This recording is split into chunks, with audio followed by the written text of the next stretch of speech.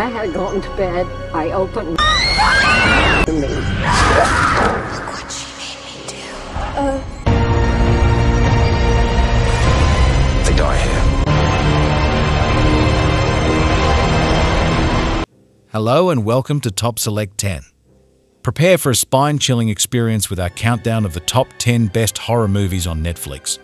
If you're a fan of terrifying tales, haunting atmospheres, and heart-pounding scares, this video is for you. We've scoured Netflix to bring you the ultimate list of horror movies that will keep you on the edge of your seat. From supernatural thrillers and psychological horrors to slasher flicks and chilling ghost stories, these films promise to deliver the perfect dose of fear and excitement. Join us as we delve into the most frightening and thrilling horror movies available on Netflix. Each pick on our list features compelling stories, exceptional performances, and terrifying moments that will haunt you long after the credits roll.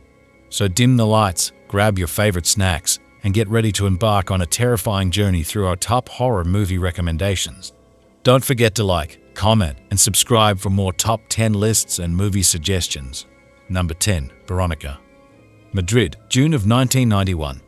Veronica is a teenage girl surpassed by the circumstances after her father died recently. Her mother works in a bar all day, and she must care for her three siblings, twin girls Lucia and Irene and the youngest Antonito. Still mourning for her father's death, Veronica decides to play Ouija with her friends Rosa and Diana. Taking advantage of a total solar eclipse where all classmates and teachers are on the school's rooftop watching it. Alone in the cellar, the girls try to contact their recent deceased family members, but the session goes wrong and something happens to Veronica. She hid from her mother what has happened. Veronica starts to feel strange presences inside the house and fears that these ghosts are a threat to any of her siblings. Advised by Sister Narcissa, nicknamed by the children as Sister Death, about the sinister spirit which is close to her, Veronica, looking for a way to break the contact with the ghost and save everyone, suffering hallucinations and horrible visions that progressively end up in violence and intensity that turns the whole house into a nightmare where no one is safe. Number 9. Ouija, Origin of Evil. In 1967 Los Angeles, a young widow named Alice Zander works out of her suburban home as a spiritual medium, accompanied by her daughters, 15-year-old Paulina Lena and 9-year-old Doris. The family is still reeling over the recent death of Roger, Alice's husband and the kids' father. At Lena's suggestion, Alice incorporates a Ouija board into her readings. While trying out the board, she unknowingly contacts a spirit named Marcus that begins to possess Doris. Alice receives a notice that the bank intends to foreclose on their home. Doris contacts the board for help, believing she is communicating with her dead father. The spirit leads her to a secret compartment behind the basement wall containing a pouch of cash. When she gives the money to her mother, the family has an Ouija session, believing they can contact Roger. When the board answers a question only Roger would know the answer to, a thrilled Alice begins believing that they are in contact with her dead husband. Number 8. Apostle. In 1905, Thomas, a former Christian missionary, is sent to save his sister, who has been kidnapped by a cult. He travels to the island where they live and begins to find his way around the place. The hierarchy are paranoid about spies and traitors, and don't muck about in hunting them. Our hero makes acquaintance of a lad who is seeing a girl, whose parents would not approve of their relationship. In what proves to be a pivotal part of the story, Thomas gives the lad his cutthroat razor. As the hierarchy of the cult figure out that Thomas is the traitor, Thomas discovers the true nature of the goddess who inhabits the island. The father of the daughter, who the lad is seeing, discovers the relationship and sets about making his point. The lad then attacks the father, but the father rallies the islanders to take the boy and punish him. This leads to the disintegration of the cult and turns the leaders against each other.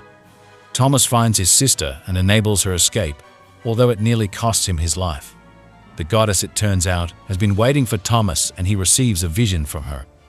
As this happens, the lad's dad assumes control of the cult, leading to a showdown between the leader, the father, and Thomas.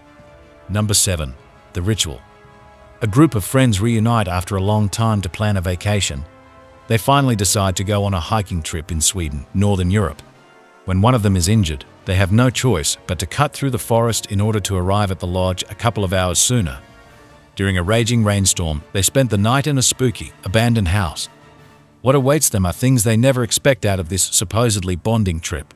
The key to any good horror film has always been having characters that are realistic and that the audience can relate to and care for. Yet so many horror films completely overlook this element in their film. The Ritual does not make this mistake. These characters are highly flawed, but they're also relatable, and we as an audience can understand choices and decisions they've made. Number 6. Evil Dead Rise. Fans of the Evil Dead movies will love everything about this one. There's blood and gore along with some scary stuff thrown in there to creep you out. I was a little bummed though there's still no Ash in this one, but I still enjoyed it. The Evil Dead movies have left the woods and bring their bloodthirsty spirits to Los Angeles in an apartment building where a woman is raising her kids alone. One of the kids finds the Book of the Dead and decides messing around with it is a good idea. Enter the younger sister of the single mom who plays pretty much the go-between trying to hold the family together once the kid finds out things should be left alone for a reason. There's some good, gooey makeup effects and some thrills here. You've seen it all before, but even fans of 1986's Dario Argento's Demons movies might even recognize a little homage here. Number 5. The Platform. Goreng wakes up in part of the hole, a place where food is sent down with the platform. As people above become selfish and eat whatever they want, people below get less. Goreng learns from the other cellmates that the people below can fall into madness and sanity loss turning into bloody cannibalism. So he starts to get into a plan for the hole's people. The premise is very good and interesting, and the story captures you right away. The acting is solid and the movie overall is definitely worth the time. It is also dark and bloody, but it makes its point and leave you thinking about capitalism, survival and people being people. Number 4. The Witch. Banished from the bosom of their righteous pilgrim community, the troubled patriarch, William, and his Puritan family set out a humble farmhouse on the outskirts of a thick and dark forest in mid-17th century New England.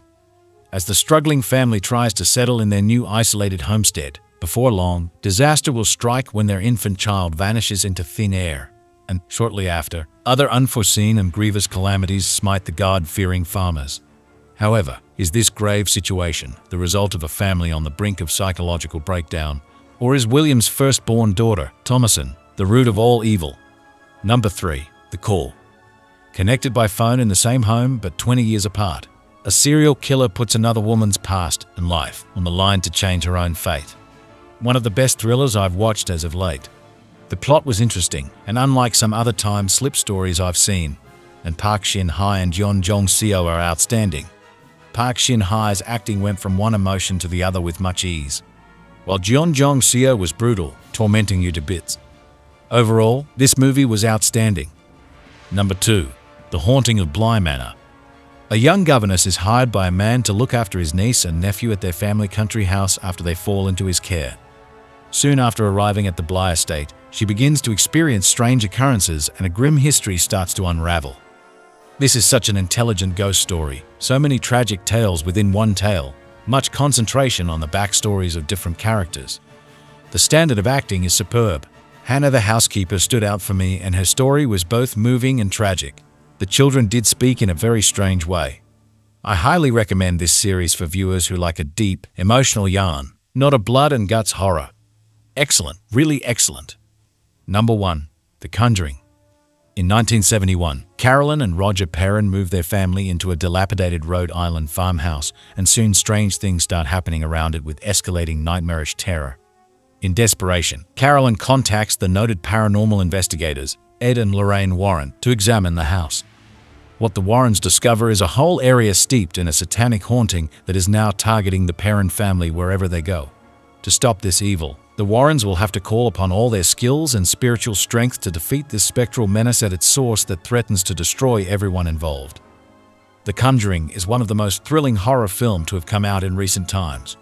It is up there with Sinister as one of the scariest films I have watched. Since it's based off of true events, it makes it even more interesting. If you like this video, please subscribe to my channel, Top Select 10. Like and share the video. Thank you.